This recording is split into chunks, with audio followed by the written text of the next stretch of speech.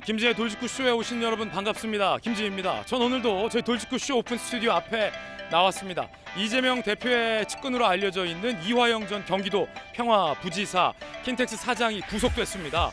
쌍방울로부터 법인카드 등을 받았다라는 뇌물공여 혐의입니다.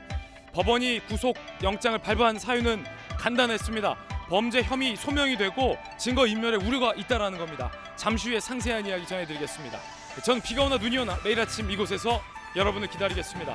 김지의 돌직구쇼 지금 라이브로 시작합니다. 잠깐만요.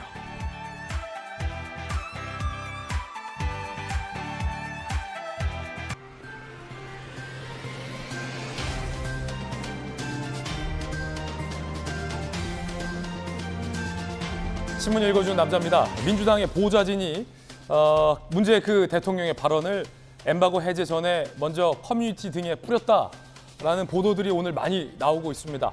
여권에서는 그 민주당 보좌진 누구한테 미리 넘겨받았냐라고 공세를 취하고 있는 분위기입니다. 잠시 후에 이야기 나눠보겠습니다. 오늘 초간신문 4가지 키워드 준비되어 있습니다. 먼저 첫 번째 키워드부터 공개하겠습니다. 첫 번째 키워드는 바로 이겁니다. 명중. 오늘 동아일보가 일면에 쓰고 있는 기사인데 어떤 뉴스일까요? 함께 보시죠. 지구를 지켜라. 우주선을 보내서 소행성을 맞추는 데 성공했습니다. 나사는 인류의 새 시대가 열렸다. 이로써 지구를 방어할 수 있게 됐다. 지구 방어 실험의 성공을 매우 유의미하게 알렸습니다.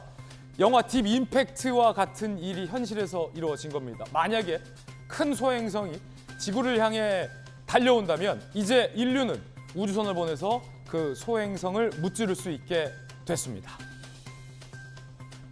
지구 방어. 야, 예전에는 이 독수리 오형제가 있어야 지구 방어가 가능할 줄 알았는데 이제 인류의 손으로 지구 방어 첫 걸음을 내디딘 것 같습니다. 고무적입니다. 이어서 두 번째 키워드입니다. 두 번째 키워드는 이겁니다. 해임. 오늘 경향신문 3면에 쓰고 있는 기사인데 여야의 분위기를 단적으로 보여줍니다. 함께 보시죠. 민주당이 이번 순방에 책임을 지고 박진 장관 해임 건의안을 발의했습니다. 여당에서는 이 국정 발목 잡기다라고 강하게 반박하고 있습니다. 또 하나의 논란은 엠바고 해제 전에, 소위 엠바고 해제 전에 언론 보도 전에 커뮤니티 등에 대통령이 바이든을 욕했다라고 잠시 후에 방송된다라고 글을 올렸던 사람이 민주당의 보좌진이라는 겁니다. 누구한테 넘겨받았을지 정치권에서 궁금증이 더해지고 있습니다. 대통령실에서는 MBC에 공문을 보내서 몇 가지를 질의했습니다. 잠시 후에 이야기 나눠보겠습니다. 이어서 다음 키워드입니다. 세 번째 키워드 함께 보시죠. 충돌. 한국일보가 8면을 쓰고 있는 기사입니다.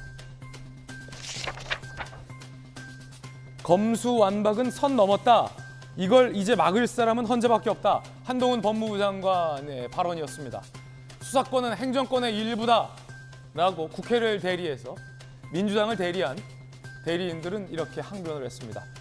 과연 헌재는 최후에 어떤 결론을 낼지 궁금합니다. 잠시 후에 한동훈 법무부 장관의 이야기 들어보겠습니다. 이어서 네 번째 키워드 살펴보시죠. 네 번째 키워드는 뭘까요? 이겁니다. 무, 없을 무. 조선일보 8면입니다.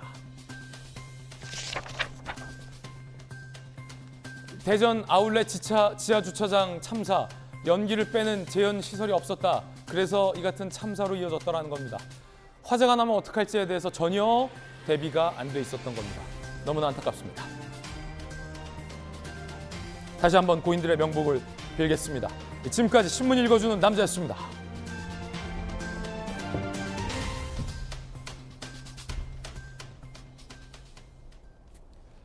과연 언론 보도도 나기 전에 민주당 보좌진은 대통령의 발언을 어떻게 알고 있었을까? 아니, 대통령의 발언은 바이든이다 라는 걸 어떻게 확신할 수 있었을까? 잠시 후에 관련된 이야기 나눠보겠습니다.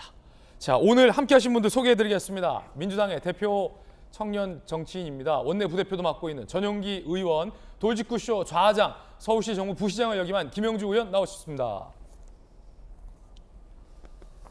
국민의힘의 법사위 스타 국회의원, 전주의 비대위원, 그리고 법전 들고 나온 정혁진 대표 변호사 나오셨습니다. 어서 오세요. 반갑습니다. 첫 번째로 나눠볼 이야기는 가장 따끈따끈한 뉴스입니다. 이재명 대표의 측근으로 분류되어 있는 이화영 전 경기도 평화부지사 킨텍스 사장이 구속됐습니다. 이재명 대표의 측근은 구속을 피할 수 없었습니다. 최측근, 또 다른 최측근 정진상의 역할도 수사기관은 주목하고 있습니다. 그 이야기 지금 시작합니다. 쌍방울에게 4억여 원의 뇌물을 받은 것 아니냐라는 혐의가 제기됐었죠. 이화영 전 경기도 평화부지사 결국 구속됐습니다. 지은 죄가 있으면 구속돼야죠. 재판 받아야죠. 벌을 받아야죠. 이화영 전 경기도 평화부지사, 현 킨텍스 사장, 경기도 지분이 상당한 킨텍스 사장, 이재명 대표 측근, 쌍방울에서 제공받은 법인카드 및 차량, 세대 등등등 근무 않고 급여 9천만 원을 수령한 측근, 2억 5천여만 원 뇌물수수 혐의입니다. 검찰, 이화영 전 부지사 법인카드 별도로 관리됐다. 쌍방울 직원들의 진술도 확보. 이거 구속해야 된다. 안 그러면 증거인멸한다. 검찰은 이렇게 법원에 구속해 줄 것을 요청했습니다. 법원의 판단은 범죄 혐의가 소명된다. 엔드. 그리고 증거인멸의 우려가 있다. 라며 구속영장을 발부했습니다. 법원은 범죄 혐의가 소명된다는 겁니다. 쌍방울에게 법인카드 받아 썼다라는 겁니다. 그리고 측근이 출근도 하지 않고 쌍방울 직원으로 등재돼서 9천여만 원도 받았다라는 겁니다. 그 외에 다른 혐의들도 오늘 준비가 돼 있습니다. 구속, 범죄 혐의 소명되고 증거 인멸의 우려까지 있다. 법원의 판단은 구속이었습니다. 구속 전 이화영 전 경기도 부지사의 이야기 들어보시죠. 이재명 대표와 측근으로 알고 있는데요. 이재명 대표와 뭐 걸려 있는 사건입니까? 네. 법인카드 받아가지고 이용했다는 혐의 인정하십니까? 뭐 지속적으로 선물 받았다는 혐의도 인정하시나요? 한 말씀만 부탁드릴게요. 오해를 잘 설명할게요. 오해를 잘 설명할게요. 부인도 아니었고 오해를 잘 설명하겠다라는 짧은 답변을 하고 들어가서 구속됐습니다. 판사 출신의 전주혜 의원님, 재판부의 구속전담 재판부의 이야기를 들어보면 심플하군요. 범죄 혐의가 소명되고 증거 인멸의 우려가 있다. 어떻게 보십니까? 뭐 전형적인 이제 구속 사유인데요. 이제 2억 5천만 원 정도의 금품을 지금 수수했다는 거 아니겠습니까? 근데 이제 그게 그 특가법의 뇌물상 1억 원이 넘는 금품을 받으면 10년 이상의 그 유기징역형에 처해지는 거예요. 법정형이. 상당히, 굉장히 높거든요. 상당히 세네요. 예, 그래서 지금 이게 뭐 1억도 아니고 지금 2억 5천만 원 정도, 그리고 뭐 충분한 그런 소명이 있었다는 거거든요. 왜냐하면 이게 이제 대가성이 있는 행동을 했죠. 왜냐하면 이화영 이제 전 사장이 그 경기도 평화부지사 시절에 이제 이게 결국 쌍방울로부터 돈을 이제 받았다는 건데, 쌍방울은 대북 사업에 진출하고 싶어 했죠. 그래서 쌍방울이 2019년 뭐 1월과 5월에 어떤 북한의 중국 선양 뭐 북과에서 열린 그 뭐 북측 조선 아시아 태평양 평화위원회 뭐와 이제 쌍방울과의 뭐 이러한 사업 협약서 작성에 지금 관여를 했고, 그때 이제 받은 것이 뭐 북한에 이제 진출할 경우에 뭐 히토류 같은 그러한 이제 광물 조성권이랄지 뭐 이런 사업권을 지금 넘겨받기로 했다. 이건 이제 굉장히 어마어마한 큰 사업권 아니겠습니까? 그래서 이제 그렇게 돈을 받고 또 대가성 있는 또 행위를 한 것이 뭐 전체적으로 드러났기 때문에 범죄 혐의는 소명이 됐다고 본 것이고요. 네. 그렇다고 하면 이제 이분이, 그런데 제가 알기로는 좀 일부도 부인을 하고 있어요. 네. 부인을 한다는 것은 법원에서 봤을 때 도망의 염려가 있다고 봅니다. 증거인멸이라 도망의 염려가 있다. 그래서 법정에 굉장히 높고 또한 범행을 부인하는 경우에는 도망의 염려나 증거인멸의 염려가 높다고 봐요. 그랬기 때문에 이제 그래서 저는 뭐 구속이 됐다, 이렇게 생각을 하고 있습니다. 그래서 뭐 이제 이 부분에 대해서 이제 국민들이 관심 가지고 계시는 것은 그 윗선. 왜냐하면은 그 당시 지금 평화부지사 시절에 지사가, 경기도 지사가 지금 이재명 지금 현 민주당 대표잖아요. 그래서 이제 그 부분에 대해서 과연 이재명 그럼 지사는 알고 있었는지, 이화영 그 부지사의 뭐 이러한 그 이권 예. 관련 행동에 대해서 그래서 아마 뭐 그런 윗선의 공모나 아니면은 인지 사실 뭐 이런 부분까지 수사가 좀 확장될 가능성도 네. 배제할 수는 없을 것 같습니다. 뇌물입니다. 뇌물. 혐의는 그렇다면 뇌물이라는 건 주는 사람이 뭔가 바라는 게 있다라는 것. 청탁 내지 그 대가가 있을 것 아닙니까? 검찰이 보는 시각은 이겁니다. 전재 의원 판사 출신 전재 의원 설명해 주셨지만 뇌물 대가로 법인카드 법인카드 여러 개, 차량 여러 대 뇌물 대가로 쌍방울의 대북 사업 추진을 도왔다. 2019년 5월 쌍방울 북한 관계자, 북한 히토리 등 광물자원 개발 공동 추진 합의서 작성 자리에 이화영 동서. 직후 쌍방울 계열사의 주식도 급등. 꼭 먹고 알 먹고. 네. 대북 사업도 합의서도 하고 주식도 오르고. 이화영 해당 합의서 작성의 핵심적인 역할을 판단. 검찰의 의심입니다. 그러면 궁금합니다.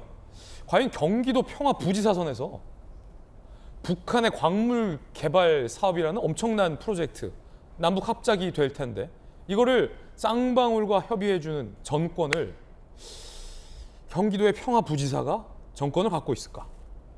라는 의문이 듭니다. 대장동의 몸통이 유동규 일리 없다라는 세간의 궁금증과도 좀 닮아 있는 것 같은데 서울시에서 정무 부시장을 지내신 김영주 의원님. 네. 모르겠습니다. 서울시 부시장 정도면 전권이 있을 것 같은데 경기도의 평화부지사가 정권을 갖고 있을 수 있습니까?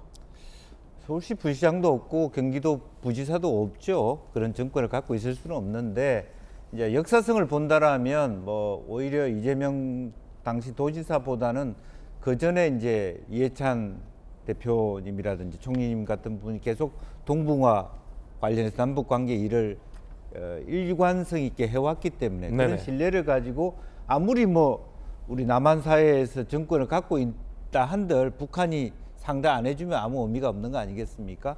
상대를 해줬다라는 것은 기존의 네트워킹이나 뭔가 파트너십이 있어 왔다는 거고 또 하나는 경기도가 어쨌든 북한하고 인접 지역을 갖고 있기 때문에 충분히 말하면 경제난으로 겪고 있는 북한 입장에서는 그와 같은 일들을 하는 데 있어서 서로 예.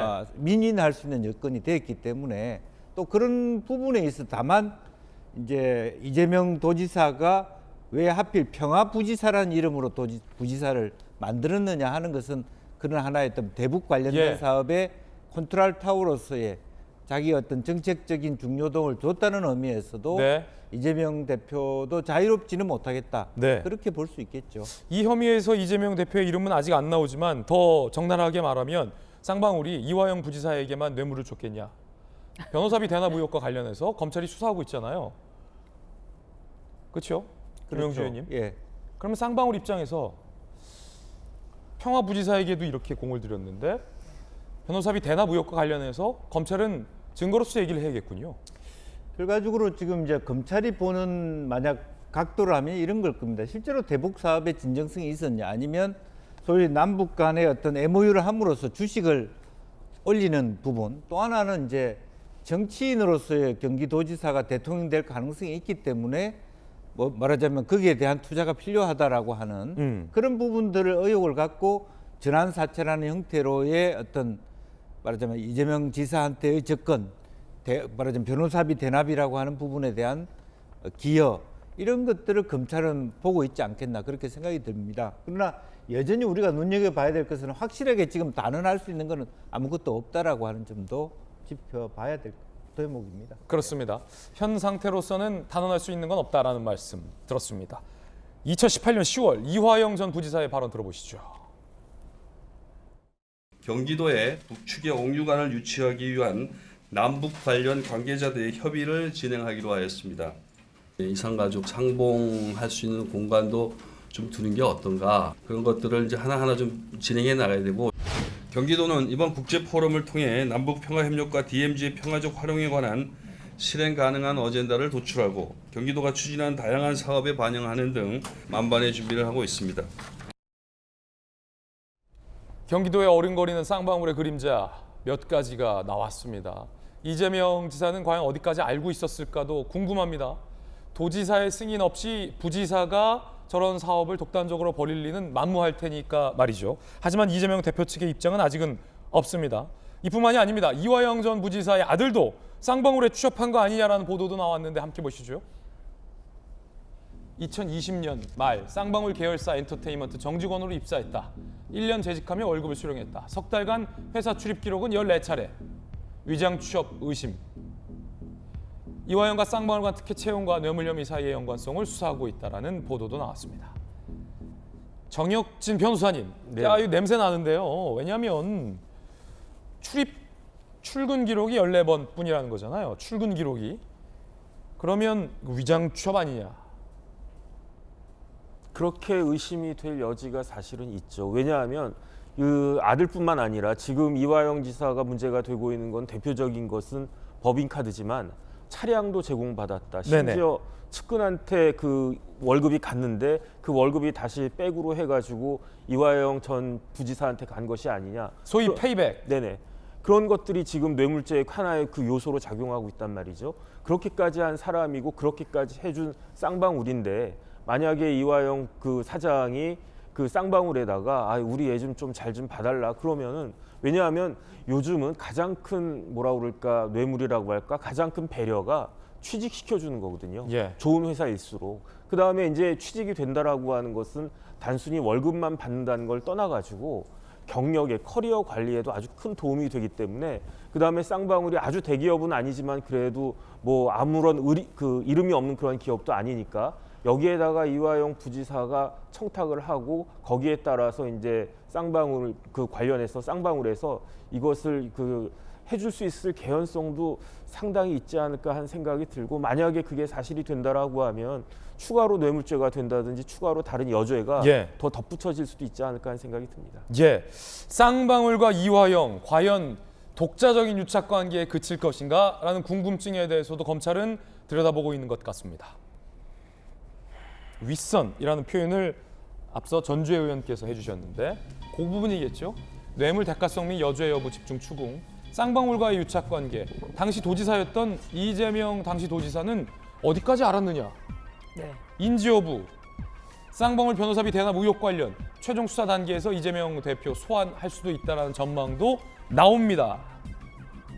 그러니까 이게 왜냐하면 이제 작년에 그 문제됐던 이제 이재명 당시 대선 후보의 변호사비 대납 사건 때 예. 그때 이제 쌍방울 이름이 나왔었거든요. 예. 그리고 그걸 모 시민단체가 그 변호사비 20억을 전환사채로 해가지고 이걸 결국은 대줬다. 대납 의혹을 좀 제기를 했고요.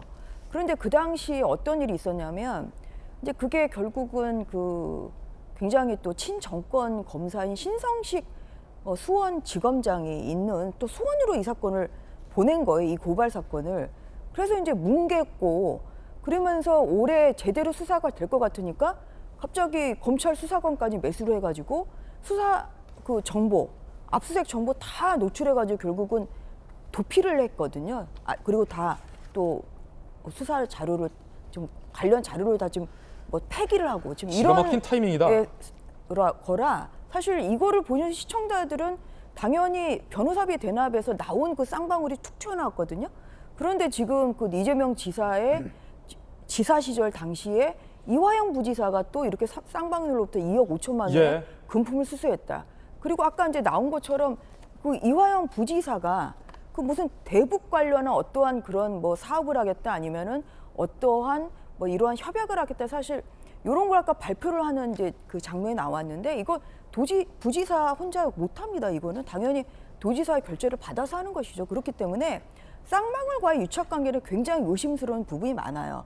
다시 한번 개탄스러운 것은 전 정권에서의 그런 친정권 검사의 권력 수사 막기, 그 몸부림치는 권력 수사 막기로 이것이 제대로 좀 안 밝혀졌다는 부분이 이재명 굉장히 변호사비 대납 아쉬운 의혹 거죠. 수사가 뭉갰다. 친정부 그럼요. 검찰들이.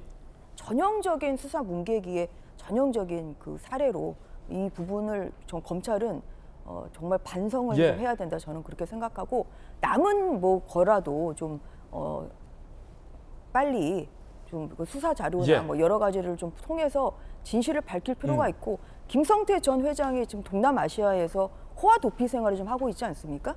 그래서 이제 이 부분에 대해서 지금 뭐 여권을 무효화시킨다 뭐 이러한 조치를 지금 법무부가 뭐 취하고 있다 이런 뉴스도 나오고 있는데요. 그래서 이 사건의 결국은 핵심적인 관계자인 김성태 전 회장이 하루빨리 한국으로 예. 귀국을 해서 이 부분에 대한 추가 수사가 빨리 이루어질 것이라고 생각합니다. 그러다가는 한동훈 법무부 장관이 직접 태국 가서 잡아올 수도 있겠어요.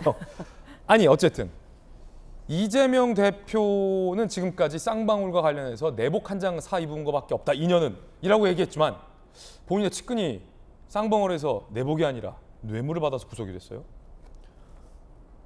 그러니까 사실 이화영 부지사를 저는 측근이다라고 보기도 좀 어려운 것 같습니다. 아, 이화영 측근 아니다. 그렇죠. 뭐 경기도에서 평화부지사를 했지만 굉장히 뭐 측근으로서 평화부지사를 시킨 게 아니고 정말로 아까 그 김영주 의원님께서 말씀을 해주셨지만 대북 사업을 하기 위해서는 지속적으로 대북과의 관계를 만들어 놓은 사람들이 필요한 거였습니다. 그 사람들 중에 하나가 이화영 부지사였던 것이고 뭐 모든 것을 이화영이 결단해서 나갔다 이렇게도 볼 수 없는 것이 어느 정도 평화부지사로서 본인의 업무에 충실히 한 것이고 그 사이에서 문제가 발생했으면 이화영 부지사의 문제를 제기해야지 이게 뭐 몸통은 또 이재명이다 이런 식으로 몰고 가는 것은 굉장히 부적절하고 굉장히 일단 이화영은 측근이 아니다.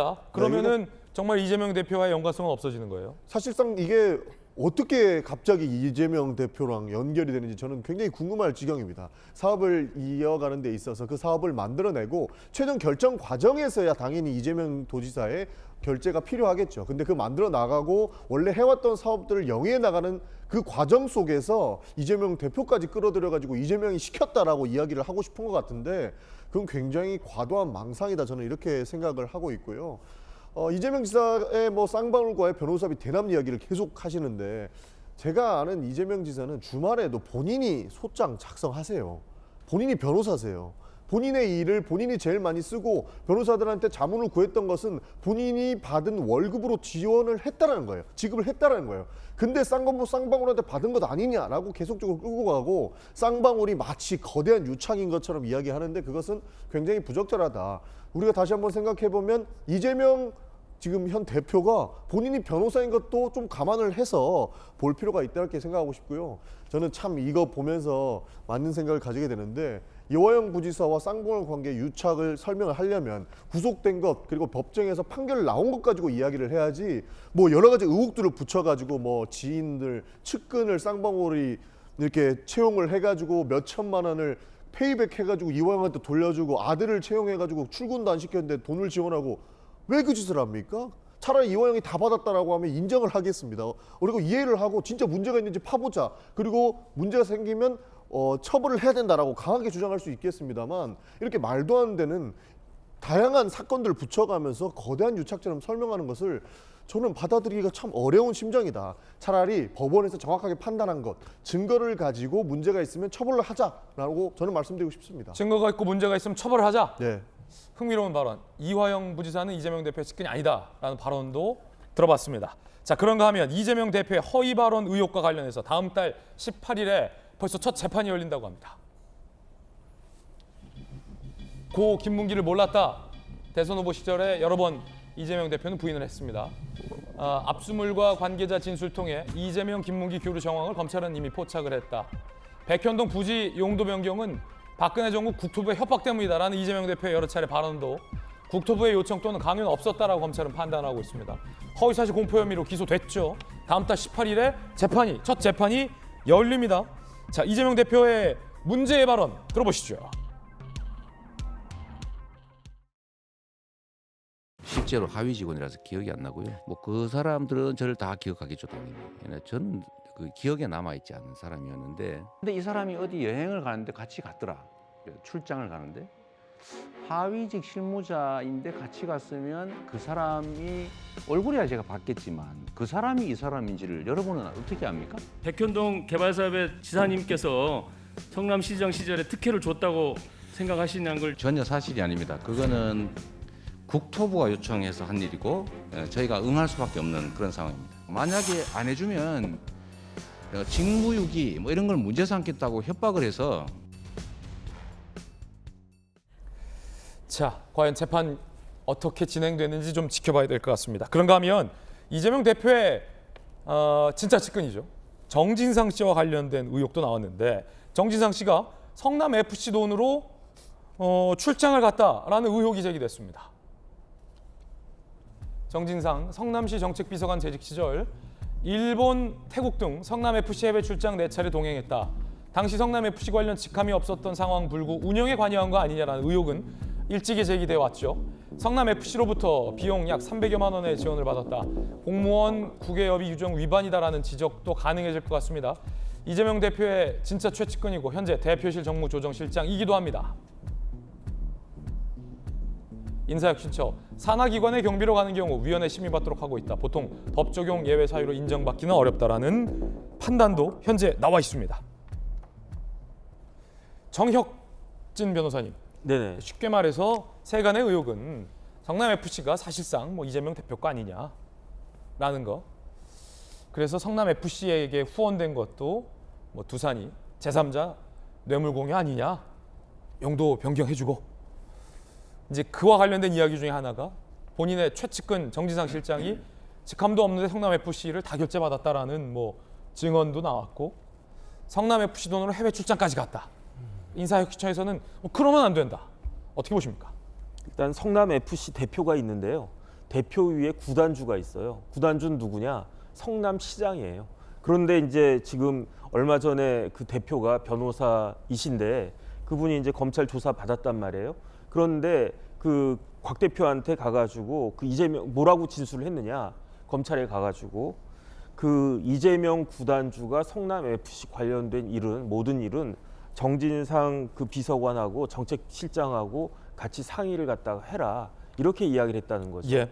그다음에 제가 이해가 안 되는 건 그 당시에 그 정진상 씨가 성남시 공무원이었단 말이에요. 그러면 만약에 성남시의 일 중에 정책비서관이라고 한 모든 일을 다 그 총괄하는 그 자리에 있으니까 성남FC 관련된 일도 충분히 그 업무 범위에 포함이 될 텐데 만약에 정당하게 그 출장 갈 일이 있었다라고 하면 성남시 돈으로 가면 되는데 왜 성남FC 돈으로 갔을까? 이건 제가 봤을 땐 두 가지라고 봅니다. 첫 번째는 나는 내가 그 구단주를 대신해 가지고 실질적인 구단주 역할을 하고 있기 때문에 성남FC 비용은 내 마음대로 그냥 써도 된다라는 생각이 잠재적이든 의식적이든 깔려 있었던 것이 아닌가. 두 번째는 만약에 이게 꼭 필요한 불효불급한 그 것이 아니라 꼭 필요한 것이었다라고 한다면은 그러면은 성남시 돈으로 가지 왜 그 FC 돈으로 갔을까? 이야기는 보니까 간데도 태국 일본 이런 데 갔던 것 같은데 외유성 출장 아니었나 그런 의심을 받기에 충분하고 그렇기 때문에 근데 단순히 정진상 그 실장의 선에서 끝날 문제가 아니고 성남FC 관련된 여러 가지 그 문제들이 있는데 그것이 또 결국은 이재명 대표에게로 다시 또 의혹의 그 눈초리가 갈 수밖에 없는 그런 상황이 아닌가 싶습니다. 예, 정익진 변호사님 의견 들어봤습니다. 쌍방울과 관련된 이화영 킨텍스 사장의 구속 소식 그리고 성남FC 수사 관련된 내용 짚어봤습니다. 자, 이번엔 저희가 준비한 두 번째 이야기인데 무려 5시간 한동훈 법무부 장관이 직접 등판했죠. 민주당 주도로 통과된 검수안박. 이거 위헌이다. 그냥 둘 거냐? 막을 사람 없다. 헌재밖에. 한 장관의 호소. 이와 관련해서 사실상 민주당을 대리한 법률 대리인은 한 장관이 지금 여기 와서 이럴 자격이 없다. 이 배틀 5시간 동안 이어졌다고 합니다. 그 이야기 지금 시작합니다. 만능기 대 자격 없어. 5시간 토론 배틀. 일단 변론 전. 한동훈 장관이 이렇게 얘기를 했습니다. 헌재에 안 된다. 안 돼. 단호한 선언을 기대한다라고 말이죠. 들어보시죠. 만약 헌법재판소가 이래도 된다고 허락할 경우에는 앞으로 누가 다수당이 되던 간에 이런 방식의 비정상적인 입법이 다수당의 만능 치트키처럼 쓰일 것이고 대한민국 헌법의 수호자인 헌법재판소가 이건 선을 넘은 것이고 이래서는 안 된다고 단호하게 선언해 주시기를 기대합니다. 저희는 최선을 다하겠습니다. 직접 변론에 나서시게 된 이유를 한 말씀 부탁드릴게요. 직접 변론에 나서지 않을 이유가 있을까요? 오히려 굉장히 중요한 사안이고 모든 국민의 일상과 그 생명과 안전에 지켜야 사안이기 때문에 법무부 장관으로서 책임성 있게 일을 해야 맞는 것이라고 생각합니다. 한 장관의 단호한 이야기가 참 흥미롭습니다. 이거 그냥 냅두면 민주당은 이걸 만능 치트키처럼 쓸 것이다. 그래서 헌재가 안 돼! 라고 단호하게 선언해 줄 필요가 있다라는 주장입니다. 자, 전재 의원님, 만능 치트키 얘기를 꺼냈어요. 이거 어떤 네. 맥락입니까?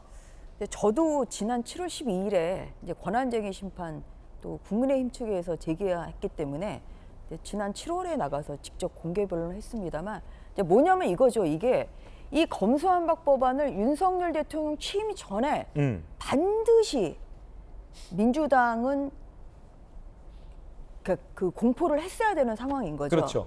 근데 대통령 그러다 거부권 보니까 때문에. 이제 무리에 무리를 해서 이제 4월에 위장 탈당이랄지 또 회기 쪼개기 뭐 이러한 그리고 그날 또 국무회의가 원래는 뭐 오전에 열려야 되는데 뭐 오후로 또 시간을 바꾸고 뭐 해서 정말 무리에 무리를 거듭해가지고 결국은 검수완박법을 지금 공포를 통과를 시키고 공포를 했거든요. 근데 그렇기 때문에 이제 이러한 모든 이 불법과 꼼수를 예. 눈 감으면 안 된다. 이제 그런 발언 그러한 것을 좀 예.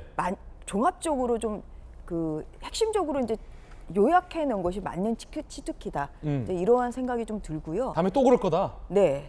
왜냐하면 이번에 한번 성공했으니까 그 헌재가 가만히 있으면 이러면 또 회기 쪼개게 하고 이번에도 또 어제 그 또 농해수위에서 또 이 안건조정위원회가 또 구성이 됐는데 거기 또 무소속 문희만 무소속의 윤미향 의원이 지금 그 농해수위의 안건조정위원으로 좀 들어갈 확률이 높다 지금 이렇게 나오거든요. 그러면 안건조정위원회라는 것은 여야 동수로 3대 3의 균형을 맞춰서 이루어지고 또 안건 조정위가 무력화될 수 있겠군요. 예, 그리고 거기에서 치열하게 예. 심사와 논의를 좀 하라는 건데 이게 4대 2의 구조로 좀 계속 만드는 거예요. 이게 한 번 그렇게 미법을 했는데도 헌재가 눈 감으면 이런 것은 21대 국회에서는 계속 될 수밖에 없죠. 그렇기 때문에 네. 정말 맞는 치트키로 민주당이 사용할 가능성이 예. 굉장히 높기 때문에 거기에 대한 강력한 경고를 헌재에서 해야 된다. 예. 예, 그러한 의미로 저는 생각을 하고 있고요.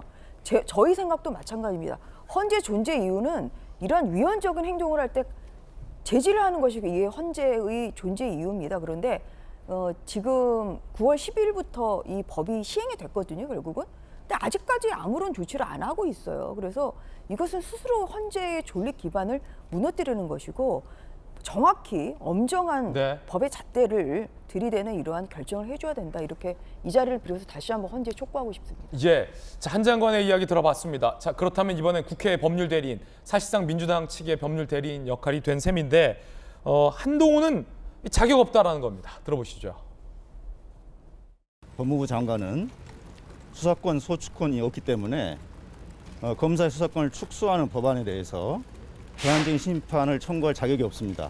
이 사건 법률도 국회가 헌법상 다수결의 원칙과 국회법 규정에 따라서 적법하게 법률안을 심사하고 의결했습니다. 사법경찰관과 협력을 해가지고 법에 부여된 자신들의 권한을 제대로 행사한다면 수사권이 약화될 이유도 없고 국민들 피해가 발생될 이유도 없다.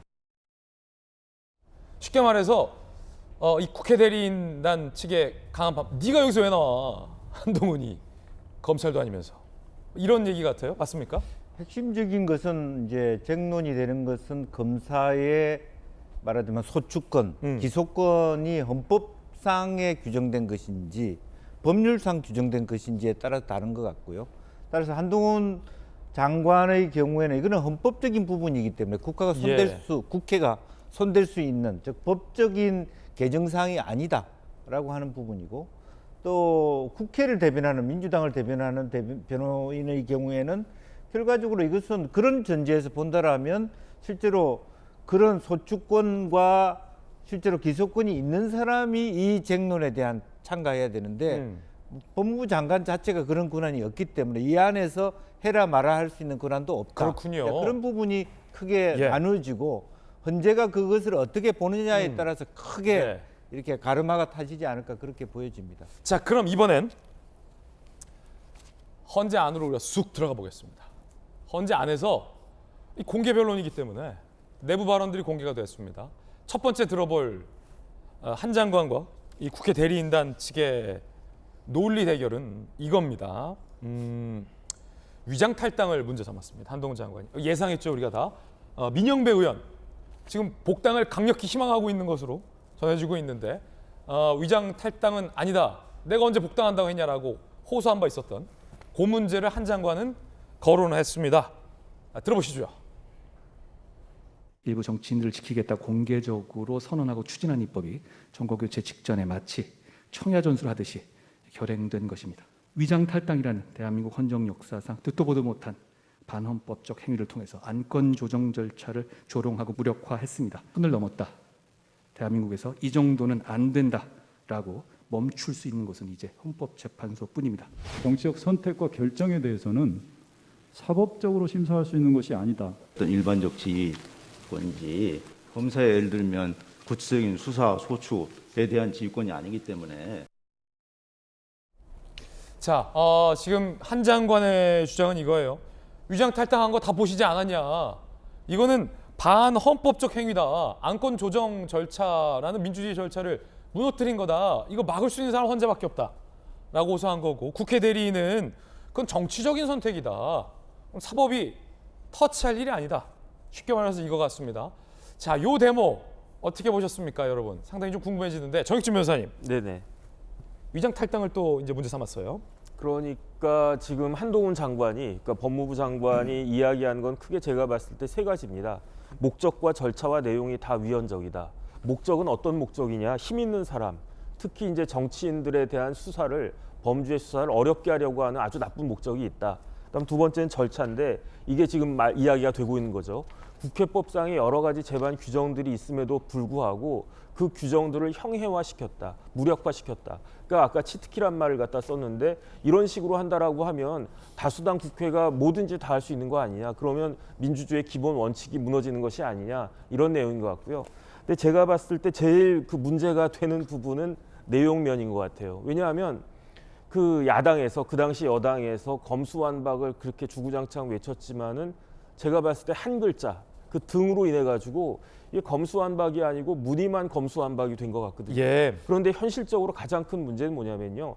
형사소송법에 고발인의 이의 신청권을 삭제한 게 그게 가장 큰 문제가 됩니다. 그래서 대표적인 게 뭐냐면은 얼마 전에 이준석 대표 관련해 가지고 경찰이 불송치 결정을 내렸잖아요. 만약에 이제 공소시효도 다 지나갔으니까 문제가 안 됐는데 시효가 많이 남아 있었다고 하더라도 지금 형사소송법 규정 하에서는 검찰이 이거 문제가 있다, 우리가 좀 봐야 되겠다라고 해도 경찰이 불송치 결정을 내려버리면 그러면 검찰이 할 수 있는 게 아무것도 없어요. 그렇군요. 그래서 이제 이준석 대표 같은 사람은 그렇다고 해도 정말로 억울한 사람이 있는데 고발인에 대한 이의 신청권이 사라졌기 때문에 그런 문제들은 문제가 될 것 같고, 지금 국회 측 대리인은 네네. 그거를 왜 헌재든 사법권이 터치하냐, 국회의 정치적 정책인데 라고 하는데 네. 어떻게 보십니까? 그 위장 탈당 관련해서. 그 절차가 아주 심각하게 저해가 됐다라고 하면 그 자체가 위헌적이 될 수 있다라고 그 헌법재판소에서 결정할 수 있다라고 하는 것이죠. 그렇군요. 네네. 자, 그렇다면 민주당 의견도 한번 들어보겠습니다. 전용기 의원님, 한 장관이 청야전술이라는 표현을 썼어요. 청야전술, 뭐 고대의 전투 기법인데 저쪽이 이제 막 강하게 밀고 들어오니까 아예 그냥 초토화시켜버리는 거예요. 방어하는 쪽이. 식량도 불태우고. 그래서 적들이 이제 지치게 해서 아예 이제 무력화 만드는. 청야전술 하듯이 했다. 민주당. 위장 탈당 문제 있지 않냐?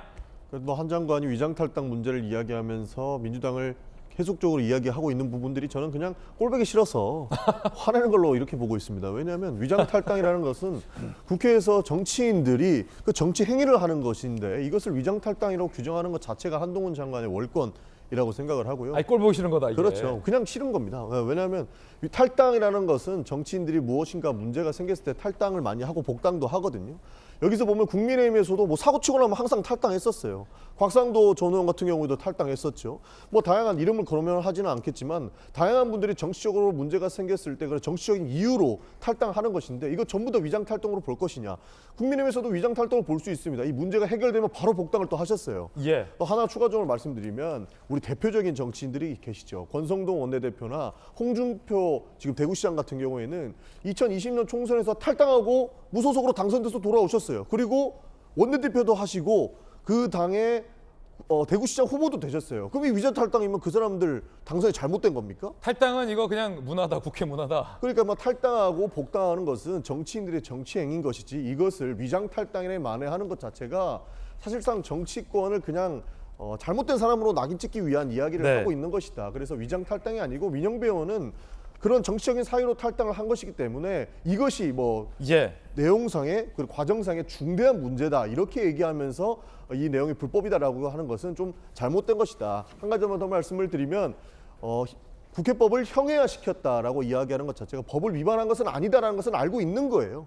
그럼에도 불구하고 과정상의 문제가 있기 때문에 입법권을 가진 국회가 잘못된 행동을 했다라고 하는 것이 법무부 장관으로서 할 수 있는 얘기는 아니라고 저는 생각을 합니다. 예, 상당히 흥미로운데 이거 바람직한 문화는 아닌 것 같은데 맞습니다. 아니, 근데 탈당하고 복당하는 건 어차피 정치권에서 여야 할 것 없이 할 수 있다는 겁니다. 아니 저는 잠시만요. 네. 헌재 재판관들이 위장 탈당 관련해서 국회 대리인에게 날카로운 질문을 던졌는데 그 내용 보고 전재 의원님 의견 들어보겠습니다.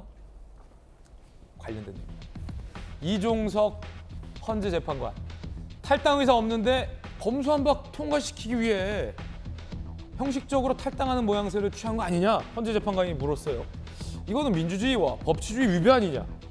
이에 대해서 국회 측 국회의원 선택에 대해서 국회 밖 기관이 뭐 이걸 저렇다 뭐 사법적 잣대로 판단하기는 어렵다. 그것 헌재가 물을 질문 아니다. 이렇게 답변이 오갔습니다. 전재 의원님 판사 출신이시잖아요. 그러니까 방금 그 전용기 의원의 말씀은 요거는 굉장히 쟁점을 흐리는 말씀이죠. 왜냐하면 민영배 의원의 위장 탈당은 저는 현장에 있었던 법사위원으로서 정말 헌정사의 치욕이고 민주당이 부끄러워야 된다고 생각합니다. 뭐냐면 다른 의원들은 그 전에 무슨 이유가 있어서 탈당을 했어요. 그래서 뭐 그 이후에 어떠한 그 무소속으로 있다가 뭐 복당을 했는지 모르겠습니다만 이분은 오로지 검수완박법을 통과시키기 위해서 왜 안건조정위원회를 4대 2의 구조로 만들어서 통과시키겠다는 이 목적 하나 가지고 전격적으로 탈당을 하고 바로 안건조정위원으로 선임이 됐습니다. 뭐지로? 민주당이 아니라 무소속, 야당 몫으로. 그런데 안건조정위원회라는 것은 다수당의 횡포를 막기 위해서 만든 법안이에요. 그리고 이분은 어떤 분이냐면 본인이 민주당 의원으로서 검수완박법을 발의까지 하신 분입니다. 내가 민주당에서 검수완박법에 발의를 한 사람이 어떻게 야당으로 와서 하루아침에 이거를 그럼 당연히 민주당 편 들지 그러면 누구의 편을 들어주겠습니까? 이렇게 민주당을 위한 이 목적밖에 없는 분이 위장 탈당을 했기 때문에 이것을 헌재에서도 굉장히 가볍게 보지 않는다. 그리고 정말 부끄러워하셔야 하는 말씀을 드리고 싶고요. 그래서 헌재 지금 재판관이 뭐냐면 이재명 그 당대표가 자꾸만 자꾸만 뭐 복당 얘기를 해요. 복당이 되는 순간 이분은 위장 탈당을 만천하에 확실히 드러내는 거라고 생각합니다. 그런데 국회 측의 답변이 그 자체가 저는 굉장히 전재 의원님 예. 국회 측의 답변이 위장 탈당 아니다 내지는 그게 뭐 문제냐라고 답변하지 않고 반복적으로 지금 사법적 잣대로 판단하기 어렵다라고 얘기하는 거 보면 할 말이 없는 거죠. 할 말이 없어서 하는 거고 하나 더 말씀을 드리면 그 고발인의 이의 신청권을 폐지한 거는 저는 그거는 명백한 위헌이라고 생각합니다. 예. 뭐냐면 법사위를 통과한 이 법안이 원래는 본회의에 그냥 올라가야 되거든요. 그런데 그대로가 아니고 많이 수정이 됐습니다. 동일성이 없을 정도로 많이 수정을 해서 민주당 스스로 수정을 냈는데 가장 중요한 것이 법사위 통과 법안에는 고발인의 이의 신청권을 배제하는 내용이 없어요. 그런데 갑자기 며칠 후에 민주당이 스스로 낸 이 형사소송법 개정안에 갑자기 이게 갑툭튀로 그냥 들어가 버린 거예요, 이게. 그런데 이게 동일성이라는 것 측면에서도 문제가 있지만 어떻게 이것은 그 고발인의 수사를 받을 권리, 사실 진실을 밝힐 권리를 굉장히 이것은 치명적으로 예. 제한하는 거거든요. 그래서 뭐냐면 어제 그래서 제가 굉장히 의미 있게 본 질문 중에 하나가 이선희 재판관이 이런 얘기를 했어요.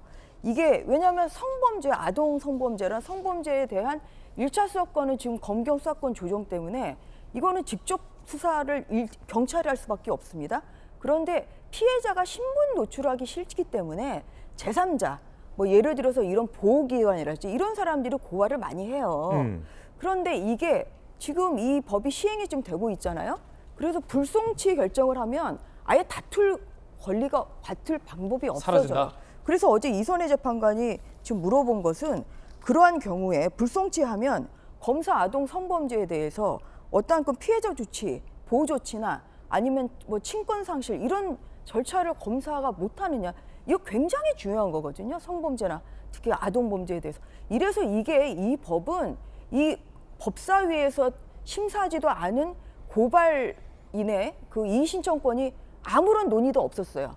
없었는데 갑자기 이게 들어간 것. 이것은 국민의 그 재판 받을 권리를 침해하는 것이기 때문에 이런 의미에서 저는 헌재가 제대로만 지금 심판을 해준다면 이것은 당연히 위헌이 결정이 나야 된다고 생각합니다. 지금 법조인 출신 두 분, 정익점 변호사님도 그러고 전주혜 의원님도 그러고 형식도 문제인데 특히 이제 피해자가 고발했을 때 고발인의 이의 신청권이 축소되는 부분은 정말로 심각한 그럼요. 피해자의 권리 박탈이다라는 주장도 해주셨습니다. 자, 또 하나 어제 헌재 공개 변론 안에서 논란이 된 것은 이 검사의 수사권. 이걸 과연 김영주 의원님 앞서서 잘 말씀 주셨지만 헌법이 보장하고 있는 것 아니냐라는 게 한 장관의 반론이었습니다. 국회 대리인단은 아니다. 그 입법으로 충분히 없앨 수 있다라고 주장했습니다. 그 대목 들어보시죠. 헌재로 갑니다. 헌법상 검사의 수사 조치 소추 기능은 국민을 범죄로부터 철저히 보호하기 위한 헌법상의 책무입니다. 그런데 이 법률은 헌법상 검사의 수사 소추 기능이 정상적으로 작동되기 어렵도록 제한하여 국민을 위한 기본권 보호 기능을 본질적으로 침해했습니다.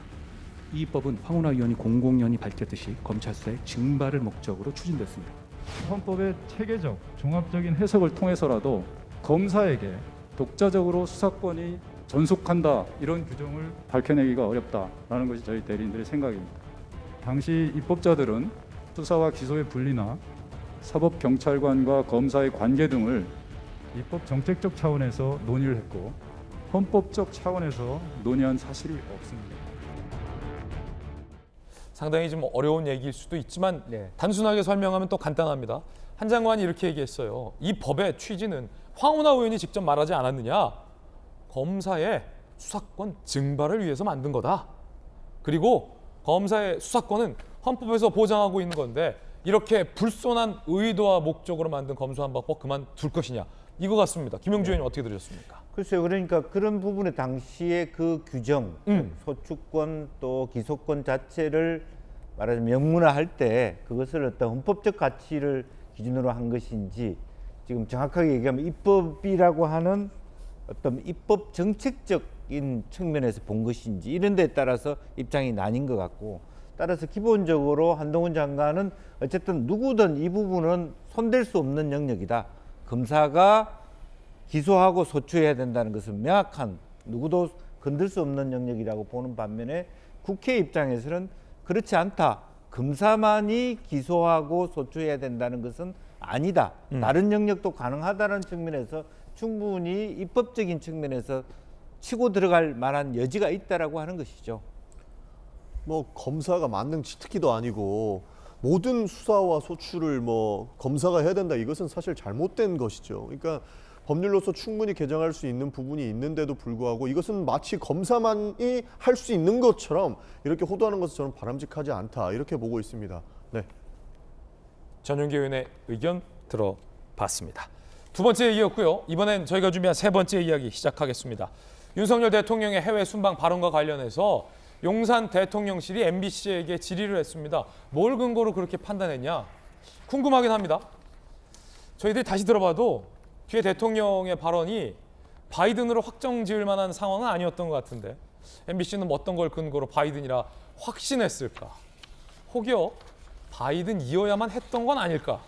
용산이 이렇게 보고 있는 것 같습니다. 더군다나 의혹이 증폭되는 게 보도 전에 엠바고 해제 전에 민주당 보좌진이 그걸 어떻게 알고 커뮤니티에 이 내용은 바이든이 확실하다라고 풀었고 곧 있으면 방송도 할 거다 라는 것까지 알았을까요? 상당히 궁금해집니다. 그 이야기 지금 시작합니다. 야당 보좌진이 먼저 유포한 이 발언, 용산 MBC에 보낸 공문, 어제 운영위가 25분 만에 파행됐습니다. 이 문제 때문이었습니다.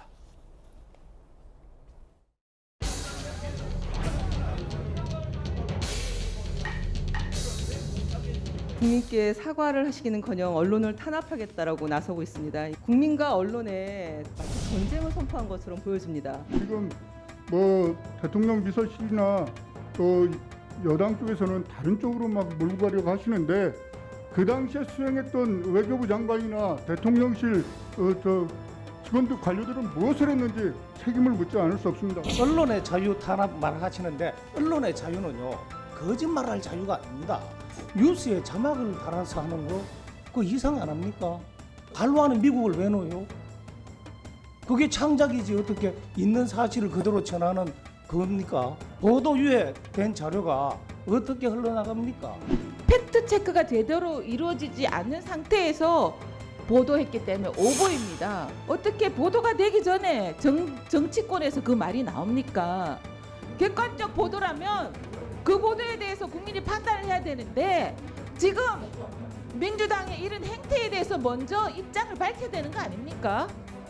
자, 이 정도 하고 이 부분은 여기서 계속해서 발언을 하면 논쟁밖에 안 되니까 간사간에 협의해서 추후에 결정을 하는 것으로 그렇게 하겠습니다. 이런 식이 되면은 안 돼. 왜 이렇게 소리를 질러요? 기먹은 사람 없습니다. 좀 조용히 하세요, 박 대표. 회의 진행이 불가능하고 정회를 선포합니다.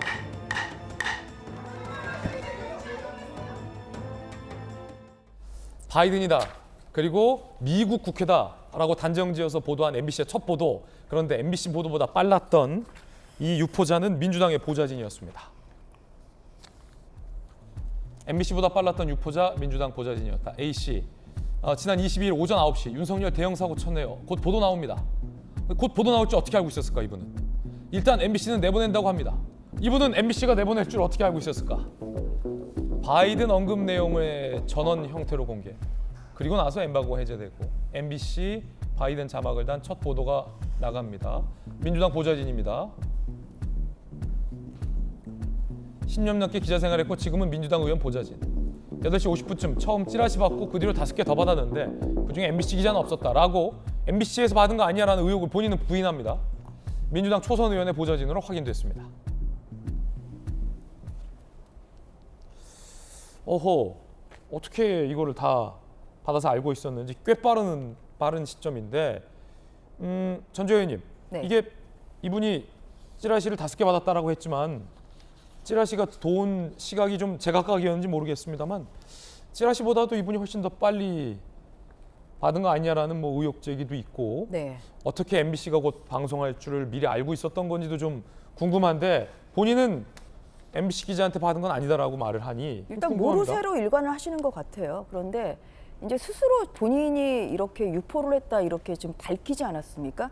왜냐하면은 그 SNS를 통해서 이제 그 사람이 게시자가 누군지를 계속 좁혀 오니까 이제 본인이 그냥 일단은 먼저 자기의 신문을 좀 노출을 했는데요. 그런데 일단은 이분이 또 모 언론사 기자도 했습니다. 현재 민주당의 지금 보좌진이고 그리고 이분이 지금 한 것 중에서 지금 제일 문제가 되는 거는 저는 9시 18분에 올린 그 글 중에서 MBC는 안 내보낸다고 한다. 그러면 과연 이제 이걸 어떻게 알았느냐. 그래서 이제 여러 가지 의심이 드는 게 MBC와 민주당과 이런 정원 유착이 계속 문제가 될 수밖에 없습니다. 왜냐하면 이게 9시 39분에 엠바고가 해제가 됐거든요. 그러면은 그 전까지는 그냥 알아도 지금 안 보내는 거죠. MBC는 내보낸다고 네. 한다. 9시 18분에 올린 그걸. 네. 그런데 이제 9시 그럼 39분까지 엠바고인데 이러면 이분은 그 엠바고 단에 있는 어떠한 기자로부터 받은 거죠. 그래서 본인이 떳떳하면 누구로부터 받았는지를 내부에서 이거는 누출될 수밖에 없어요. 그래서 내부의 누구로부터 이거를 받았는지를 당연히 밝혀야 되는 것이고요.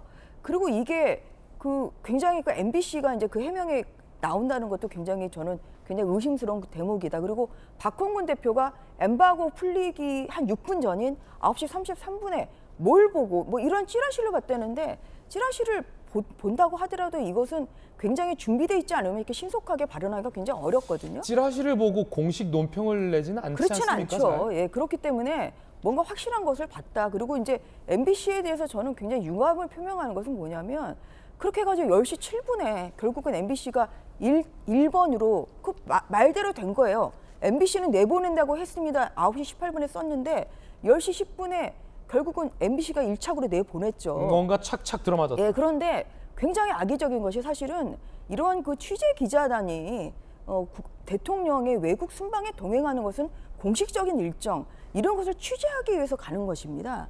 그런데 사적인 발언, 그것도 정확하지도 않은 사적인 발언을 마치 뭐 하나 건수 잡은 것처럼 이렇게 악의적인 자막을 단정적인 그 표현을 써가면서 한다는 것은 이것은 취재 왜 갔는지에 대한 이 취재 기자의 어떤 그런 방송 윤리랄지 아니면은 정말 그 취재 목적에 정말 맞지 않는 것이고요. 그러니까 정리하자면 좀 네. MBC와 민주당 사이에 커넥션이 있는 거 아니냐? 악의적인 저는 그런 커넥션이 여러 있는 거 가지 아니냐? 의심이 들어요. 왜냐하면 예. 9시 18분에 MBC 얘기가 나왔고 알겠습니다. 10시 7분에 나왔고 그리고 그게 또 자막이 달리니까 그렇게 들리는 겁니다. 그게. 그런데 알겠습니다. 전 국민이 아무리 뭐 청력 시험을 해도 이게 그 다음에 소음을 제거를 하고 듣는 이게 도대체 어떤 말인지 바이든인지 말리면인지 정확히 안 듣는다는 거거든요. 그럼 어떻게 MBC는 어떠한 근거 안에서 그걸 알겠습니다. 바이든으로 단정을 했는지 이러한 부분에서 공영방송으로서의 자격을 저는 상실한 것이다. 여기에 대한 상관의 책임을 저는 물어야 된다고 생각합니다. 김영주 의원님, 네. 확실히 좀 의아스러운 지점은 있어요. 네. 이 민주당 보좌진이 무언가를 정확하게 다 알고 있는 것 같다. 특히 MBC가 곧 보도한다라는 시점을 사실은 이건 MBC 관계자다 아니면 알 수 없는데 네. 민주당 보좌진이 이걸 정확히 어떻게 알고 있었는지 궁금하고 박헌근 원내대표가 논평을 냈잖아요. 근데 보도 전에 논평을 냈어요. 근데 사설지라 정보지를 보고 공당이 단정적으로 논평을 내진 않거든요. 네. 불확실한 정보잖아요. 이건 가짜도 많고. 근데 어떻게 박헌근 원내대표 민주당 지도부는 보도 직전에 이거를 마치 다 알고서 논평을 냈는지도 궁금하고 그리고 그 이후에 또 MBC가 단정적으로 자막을 달아서 보도를 하면서 일련의 일들이 뭔가 그래서 이 과정에서 한 두세 가지 이제 문제점을 우리가 짚어볼 수 있는데 우선은 첫 번째는 MBC가 풀로 참여했기 때문에 모든 방송사 중에 MBC만 한 것이 아니라 MBC가 대표로 지지할 수밖에 없었고 그리고 일정 시간 뒤에 송출을 다 열 몇 개 방송국에 했지 않았습니까?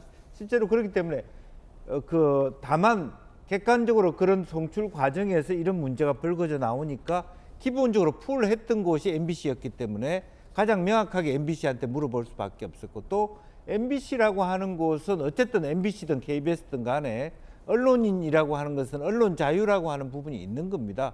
취재권과 보도권이 있기 때문에 그런 부분에 대해서 MBC는 먼저 자기가 우연이었지만 MBC가 풀로 한 그 장면이 자기가 풀 텍스트를 갖고 있었기 때문에 그런 데 대한 의혹을 더 확실히 갖고 있을 수밖에 없었다라는 측면이고 그래서 아마 박헌근 대표나 민주당의 보좌진이 MBC한테 이 보도를 할 것이냐에 대한 부분을 체크할 수 있었다. 아마 찌라시라기보다는 다만 여기서 문제는 그러면은 네. 민주당 지도부나 보좌진이 MBC와의 어떤 확인 과정, 교감은 있었을 것이다. 그럴 수도 있는 거죠. 아까 말한다면 찌라시를 기준으로 하지 않았다면 이 과정에서 먼저 이제 9시부터 이야기가 새 나오지 않습니까? 새 나오는 것을 MBC에서 바로 새어 나온 것인지 MBC가 열 몇 개 보도기관에 보내주고 난 다음에 어딘가로부터 나왔을 수 있다는 부분이죠. 따라서 그것은 MBC만 가지고 문제 삼을 수 없는 부분이 하나 있어요. 예. 왜냐하면 풀로 보도를 한 것이기 때문에 KBS, MBC가 따로 했는데 MBC가 먼저 한 것이 아니고 이제 그런 측면에서 어디에서 세워놨는지는 또 다른 문제라고 보여집니다.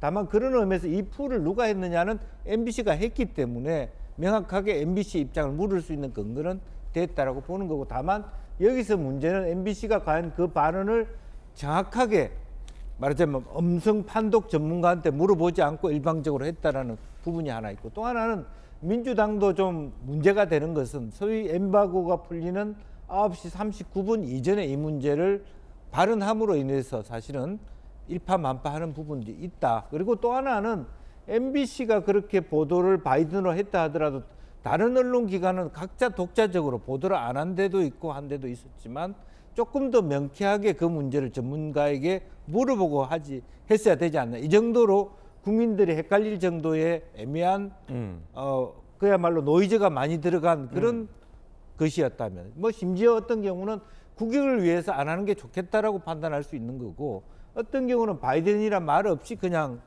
어떤 문제가 있다는 부분이 있었고, 또 하나의 문제는 이미 뭐 워싱턴 포스트나 CNN이 다루기 시작함으로써 생기는 문제가 있습니다. 그렇기 때문에 안 다룰 수 없는 부분이 또 그다음 언론기관한테 만들어졌다는 것도 문제가 될 수 있겠죠. 그건 이제 차후의 일인데 네. 뉘앙스 차이가 좀 있는 것 같아요. 사설 어떤 정보지가 도니까 민주당이 MBC에게 문의를 하고 MBC가 네 보도합니다라고 알려줘서 박홍원 원내대표가 발표한 것이냐, 아니면 애초에 하지도 않은 말을 다 짜고서 친 거냐, 악의적으로. 그럼 뉘앙스 차이는 분명히 좀 구분이 돼야 할 것 같은데, 설사 민주당 지도부나 뭐 보좌진이 MBC에 가정입니다만 물어봤다 하더라도 물어본다고 우리 반도한다라고 알려주는 경우도 좀 이례적인 것 같기도 합니다. 기자들은 보통 우리 편성권이기 때문에 한다 안 한다 잘 안 알려주는데, 어쨌든 자, 서재현 의원님 나오셨습니다. 네. 여당에서는 이게 다 짜고 친 거 아니냐, 악의적으로. 어떻게 보십니까?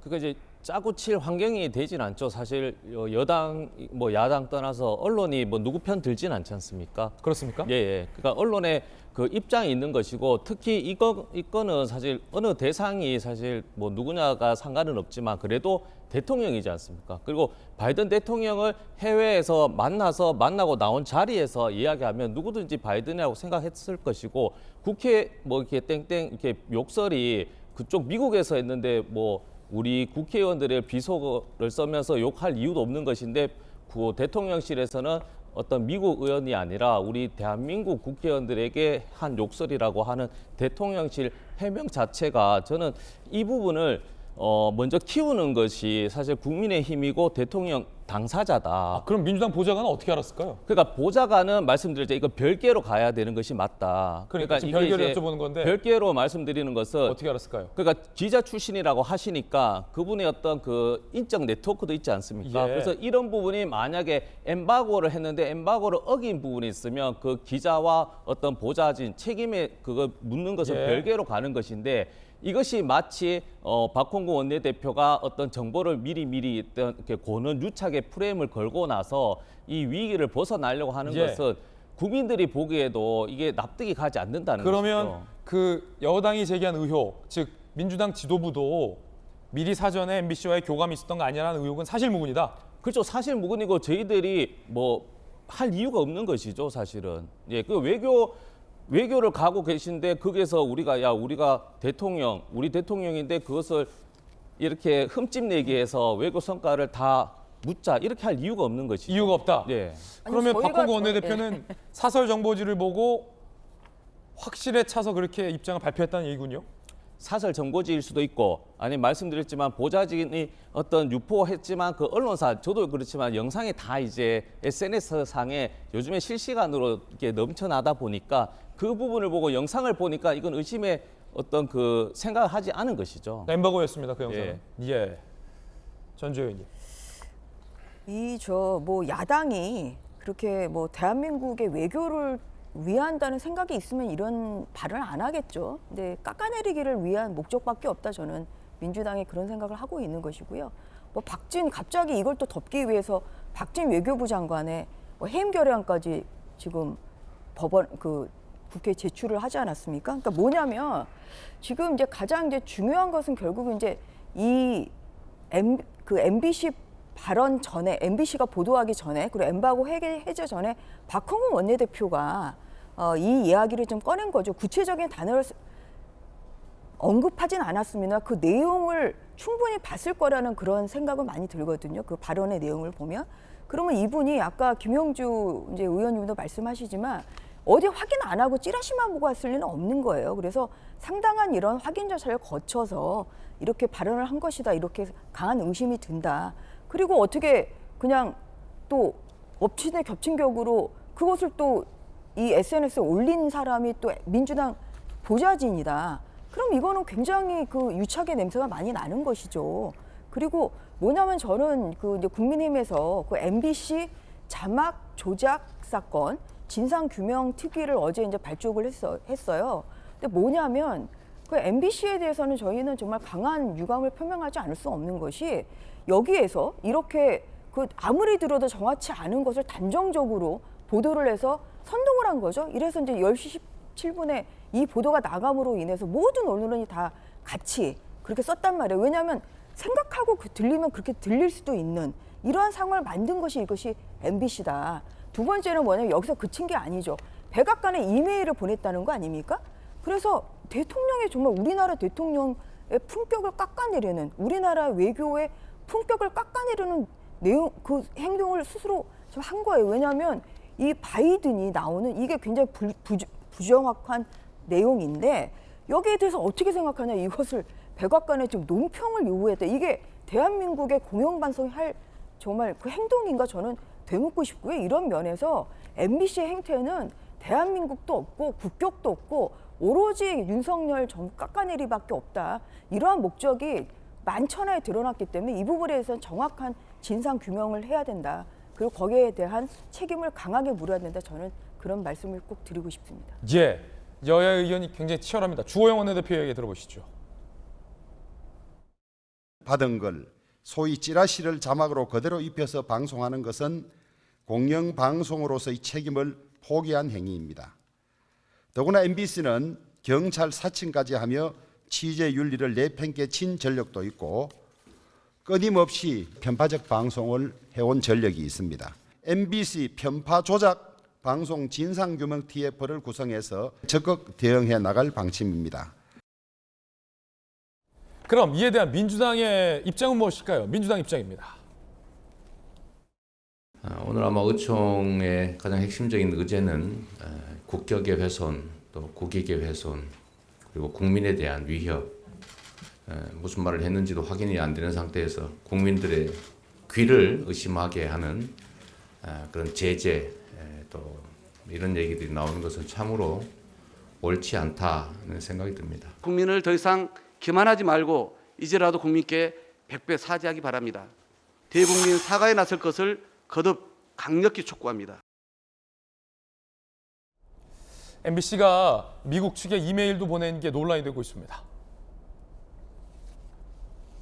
MBC가 미 백악관 NSC에 바이든 발언 영상 보도한 기사를 첨부해서 핵심 동맹국을 폄하했다라는 표현을 써가며 미국에게 입장을 질문했다. 내용이 알려졌는데 미 백악관이 오히려 한국과의 관계 끈끈하다. 한국 정부에 문의하라. 라는 답변을 한 걸로 보도가 되고 있습니다. 권성동, 대국민 보이스피싱을 넘어 미국까지 낚으려 외교적 자위공갈을 했다. 외교 참사 간절히 원했던 거다. MBC는 해당 메일 전체를 공개해야 된다. 박정화 대변인, 한미 관계를 이간질했다. MBC가 훼손한 건 대한민국의 국익과 국격이다. 라고 얘기했습니다. 정혁진 변호사님. 네네. 사실은 이 국익과 관련된 일일 때는 저희 기자들도 어떻게 취재해야 될지에 대해서 고민을 많이 하는데 분명히 좀 논쟁적인 장면 같아요. 단정적으로 질문을 했다. 한미 관계를 윤 대통령이 폄하한 것에 대해서 미국의 입장은 무엇이냐. 이런 식으로 이제 질의가 돼서 지금 논란인 것 같아요. 어쨌든 민주당은 그 좋은 친구를 만난 것 같아요. 만나면 좋은 친구. 그래서 미국이라는 자막도 문제지만 저런 이메일은 더 선을 갖다 넘은 것이 아닌가. 그렇다라고 하면은 민주당과의 관계를 좀 의심할 수밖에 없지 않나. 국익을 과연 그 생각하는 그러한 방송사인가. 그런데 미국은요, 제가 이렇게 같이 일 많이 해봤거든요. 미국 사람들하고 일 많이 해봤는데 굉장히 프랙티컬합니다. 그러니까 뭐 이런 말 한마디 가지고 뭐 그렇게 생각하지 않고 미국의 국익에 부합하면 우리나라하고 끈끈하게 동맹을 하고요. 만약에 우리나라의 그 미국의 국익에 우리나라가 부합하지 않는다라고 하면 저는 언제라도 미국이 떠날 수 있다. 미군이 떠날 수도 있다. 저는 그렇게 생각을 갖다 하거든요. 그런데 그런 나라를 상대로 해가지고 여당과 야당이 이런 일을 가지고 이렇게 죽자사자 이렇게 싸우고 있는 걸 갖다 딱 보니까 국민의 한 사람으로서 진짜 쪽팔리지 않을 수 없다 이런 생각이 들고요. 그래서 오징어 게임의 한 대사가 생각이 나요. 그때 그 오영수 씨인가요? 그분이 이렇게 얘기했잖아요. 그만하라고. 이러다가 다 죽는다고. 정말로 이제 국민의 한 사람으로서 너무 좀 부끄러운 그 모습을 더 이상 그 보여주지 않고 이 정도로 그냥 그 마무리했으면 제일 좋겠다는 생각이 듭니다. 예, 여러분들 어떻게 생각하십니까? MBC가 미국의 NS 백악관에 질의를 보낸 것과 관련해서 여러분의 의견도 궁금합니다. 자, 그런가 하면 용산 대통령실이 MBC에게 고문을 보냈습니다. 자, 사실 확인 노력 없이 이루어진 보도, 한미동맹 관계 훼손되고 국익에 타격을 줬다. 음성 전문가도 해석이 어려운 발음을 어떻게 단정해서 보도했는지에 대한 근거가 무엇인지, 대통령실에 확인했는지, 외교 분쟁 우려에도 미국에 저렇게 입장을 물어본 이유가 무엇인지 등 보도 경위를 묻는 공문을 MBC 박성재 사장에게 발송했다고 합니다. MBC는 대부분 언론사 보도했는데 MBC에만 공문, MBC를 희생양 삼아서 논란을 수습하려는 것이다. 언론 자유를 위협하는 압박이다. 유감 우려를 표명했습니다. 하지만 구체적 질의 내용에 대한 답변은 하지 않은 것으로 전해집니다. 천하람 변호사님 나오셨습니다. 네, 안녕하십니까. 예. 자, 지금 대통령실이 궁금해하는 것을 공문을 보냈는데 MBC는 답변을 하지 않고 비판을 했습니다. 네, 근데 저는 사실은 제가 이제 제 의견은 국민의힘 주류의 의견과 다르다고 제가 괜찮습니다. 또 예. 제가 국민의힘을 대표하는 것이 아니라는 걸 명확하게 말씀드리고요. 네네네. 다만 저는 이런 대통령실이나 저희 당의 입장이 오히려 MBC를 너무 추켜 세워주는 것 아닌가 하는 생각도 듭니다. 왜냐하면 당시에 그날 이제 바이든이라고 보도한 언론사가 140여 개 이상 됐다라고 합니다. 그 많은 언론사들이 뭐 MBC를 따라서만 보도했겠느냐? 저는 뭐 그렇게까지 문화방송을 높게 평가하고 있지 않고요. 각자의 판단에 따라서 보도를 했을 것이고, 뭐 그 MBC의 판단의 근거가 뭐냐라는 거를 뭐 물어볼 수는 있겠지만은. 뭐 다른 언론사들도 다 했는데 너무 저희가 MBC에 대해서만 타겟팅을 하고 있는 게 아닌가. 저는 그거는 좀 부적절하지 않나. 그렇게 생각하고 있습니다. 예, 그렇군요. 너무 MBC의 존재감을 부각시켜주고 있는 것 같아요. 서재현 의원님은요? 네, 그리고 저도 동의하는 것이 그 보도를 잘못할 수 있습니다. 그러면 이제 확인할 수 있는데 저도 부대변인 했지만 그 절차가 있어요. 그냥 언론 보도, 반론 보도를 하고 왜 취재 기자가 어디서 그런 정보를 얻었는지 확인하고 아니면 정정 보도를 요청하면 되는 겁니다. 예. 그런데 대통령실에서 공문으로 경영진을 불러서 요구를 하고 국회의원들도 같이 TF를 구성해서 어떤 특정한 언론을 대상으로 이렇게 외부에서 봤을 때는 힘 있는 권력이 어떤 약자의 입장을 대변하지 않고 계속 그렇게 공격적으로 나오는 자체가 저는 국민의힘도 그렇고 대통령이 마이너스라고 생각하고요.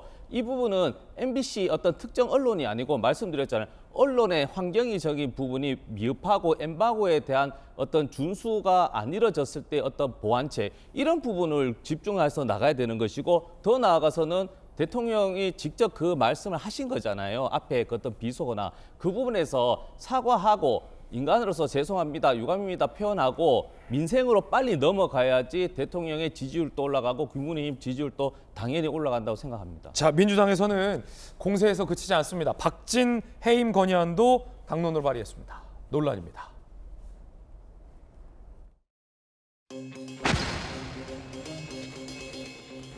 전에 의총에서요 169명의 전체 민주당 명의로 박진 외교부 장관 해임 결의안을 제출하기로 의결하였습니다. 만장일치입니다. 29일 본회의에서 아마 처리되어질 것입니다. 오늘 해임 건의안 민주당에서 제출했는데 어떻게 보세요? 국익의 마지노선인 외교마저 정쟁의 대상으로 삼고 있는 것에 대해서 참으로 안타까움을 금할 수 없습니다. 저는 이 나라의 외교 장관으로서 오직 국민과 국익을 위해서 흔들림이 없이 맡은 바 소임에 최선을 다하겠습니다. 감사합니다. 자, 박진 장관 해임 건의안까지 민주당에서는 당론으로 통과시키겠다라고 아예 공언을 했습니다. 천하람 위원님 어떻게 보세요? 저는 이런 게 진짜 굉장히 촌스러운 정치라고 생각합니다. 아니 박진 외교부 장관이 정확하게 뭘 잘못했는지 민주당 얘기를 제대로 안 하고 있어요. 그냥 전체적인 책임을 져라 이런 건데 결국 이렇게 되니까 저는 양당 모두 외교 전문가가 정말 없다. 이 우리 외교에서 그럼 뭐가 부족했고 어떤 걸 개선해야 되고 이런 생산적인 논쟁을 가지고 가야지. 그냥 굉장히 추상적으로 뭐 이런 식으로 외교 참사 났으니까 책임져라. 박진 해임 건의해라. 그냥 정말 무책임한 정쟁으로 만들고 있고요. 그렇게 되니까 여기에 대해서 우리 국민들이 뭐 하나 어떤 플러스가 되는 거는 없고 그냥 정쟁으로 가는 거예요. 진영 논리로 가서 민주당에서는 여기서 우리가 정치적인 득점을 해야 된다. 이 정도 상황이 됐으면 우리가 외교부 장관 정도는 한번 끌어내려줘야지 제1야당으로서의 면이 선다. 이런 식으로 지금 자존심 대결로 나가는 거거든요. 저는 이런 거는 정말 옛날식 정치고 오히려 이번에 좀 외교 좀 아쉬웠어라고 하는 국민들조차 그래도 민주당은 답이 아니다라고 다시 한번 고개를 돌리게 만드는 정치라고 생각합니다. 천하람 의원 의견 들어봤습니다.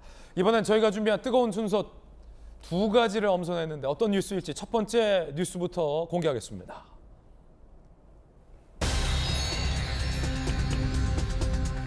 이준석 전 대표가 띄어올린 가처분 심리 오늘 진행됩니다. 여당 비대위원장은 오늘 운명의 날이 되는 셈입니다. 정진석 비대위 효력 정지 등 이준석 전 대표가 낸 3차에서 5차 가처분 심리 날이 오늘입니다. 국민의힘 윤리위 이준석 전 대표 추가 징계 회의, 최고당원권 정지 3년에서 최대 제명이 거론되고 있는데 오늘 윤리위 회의에서 이게 안건화가 될지는 아직은 잘 모르겠습니다. 오늘이 이제 국민의힘 지도부의 운명의 날이 될 수 있는 셈입니다. 이준석 전 대표는 SNS에 이렇게 글을 올렸습니다. 진실을 말할 때가 가장 위험할 때다라고 정두원 전 의원의 발언을 인용했습니다. 김미애 의원은 이렇게 얘기했습니다. 법률적 판단 자체가 옳지 않다. 무리 없이 이길 것이다라고 말이죠. 들어보겠습니다. 가처분은 법적 절차에 따라서 잘 준비하고 있고 전주혜 의원이 신문기일에 출석해서 제대로 준비를 하고 있으니까 당헌에 따라서 적법하게 했고 무리가 없이 이기지 않을까 그렇게 생각합니다. 정혁준 변호사님, 지금 사실 전주혜 의원이 그거 하러 갔어요. 신문 기일 변론하러 갔어요. 어떻게 나올까요? 이거 언제쯤 나올지 모르겠습니다만. 일단은 3차 5차 가처분에 관한 거예요. 이게 말꼬리를 잡는 건 아닌데 이준석 대표가 진실을 이야기하는 것이 중요하다라는 식으로 이야기를 했는데 왜 본인은 진실을 이야기하지 않는가? 성상납을 받았는가 받지 않았는가 명확하게 이야기를 해야죠. 안 받았으면 안 받았다고 이야기를 하고 받았으면 죄송하다고 이야기를 하고 본인은 그렇게 이야기를 하지 않으면서 마치 그냥 본인만 진실을 이야기하는 것처럼 지난번 가처분의 핵심은요. 비상 상황이었거든요. 그런데 그 국민의힘 당원에 어떻게 되어 있냐면 상임 전국위원회가 그 유권 해석을 할 수 있는 권한이 있다고 그랬어요. 그런데 상임 전국위원회가 지금은 비상 상황이라고 했어요. 그런데도 불구하고 법원이 이거는 상임 전국위원회의 그 비상 상황이라 한 것은 유권 해석이 아니고 그냥 단순한 의견 제시일 뿐이다라고 하면서 법원이 스스로 비상 상황이 아니다라고 판단을 했던 거거든요.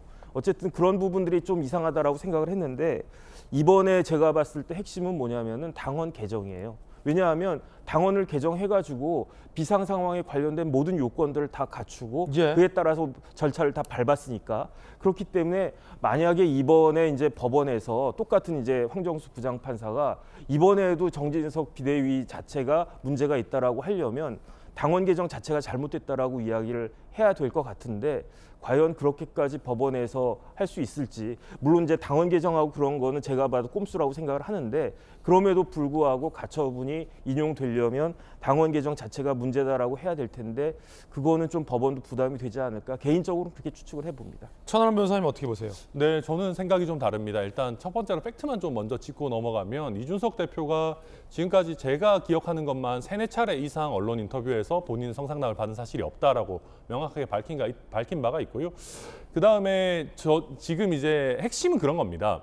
당원 당규 개정을 통해서 그 당원 당규 이전에 선출된 당대표에게도 그걸 적용할 수 있느냐. 그러니까 당원 당규 개정 자체가 적법하다 하더라도 왜냐하면 이준석 대표는 그런 규정이 없을 때 당선이 됐고 그런데 그 이후에 이준석 대표의 어떻게 보면 지위를 불안정하게 만드는 것을 전당대회가 아니라 그 하부기관을 통해서 당원 개정을 했단 말이에요. 그래서 그런 점에서 민주적 정당성의 어떤 정도 이런 부분에 대한 판단이 좀 달라질 수 있고 또 한 가지는 제가 또 걱정하는 부분은 그런 겁니다. 이 당원 당규 개정이 있고 나서 사퇴가 추가로 있었어야 되는 거 아닌가. 그러니까 우리가 이제 사퇴가 있고 나서 룰을 만들었는데 그게 아니라 이 룰을 만들고 나서 하다못해 저희가 최고위원들 보궐선거라도 해가지고 다시 한번 사퇴를 하는 제스처가 있었어야 되는 거 아닌가. 지난번에 문제가 됐었던. 네, 그러다 보니까 이게 지금 법원으로서도 약간 소급 입법으로 볼 여지도 있을 것 같아서 이게 간단하진 않고 또 한 가지는 제가 걱정하는 거는 저희 당이 지난번에 1차 가처분 나오고 솔직히 당황했습니다. 이번에는 그래도 좀 질 때를 대비한 플랜 B 같은 거를 누군가는 좀 만들고 있었으면 좋겠다. 저는 그런 우려가 있습니다. 예, 이번엔 두 번째 뜨거운 소식인데 어떤 소식일지 함께 보시죠. 신뢰의 주인공은 김어준 씨입니다. 김어준 씨 발언을 이재명 대표 지지자들이 강하게 지금 반발하고 있습니다. 어떤 발언했는지 들어보시죠. 민주당의 차기로 머릿속에 착 떠올릴 사람이 현재 이재명 대표 외에는 없는 거예요. 그렇죠. 거기에 대한 위기감이 있는 거예요. 지지자들도. 예. 불안하다. 그 마음이 담겨 있어요. 이재명 대표 임기 동안 새로운 인물 만들어내야 된다고 생각하는 거예요. 이재명 대표는 그걸 자기 임무로 생각해야 돼요. 스스로도. 이재명이 경쟁자 키워야 한다는 망상. 손수 자신의 경쟁자를 키우라는 거냐. 공격 돈 없는다. 이해 부족 김어준. 원하는 대로 억지해서. 개딸들 반발하고 있는데 서재현 위원님 어떻게 보십니까? 그러니까 이제 이재명 당대표를 이제 차기 대통령으로 만들고 싶은 지지자들은 당연히 경쟁자가 있으면 좋지 않죠. 예, 그건 이제 인정을 해야 되는 것이고, 다만 김어준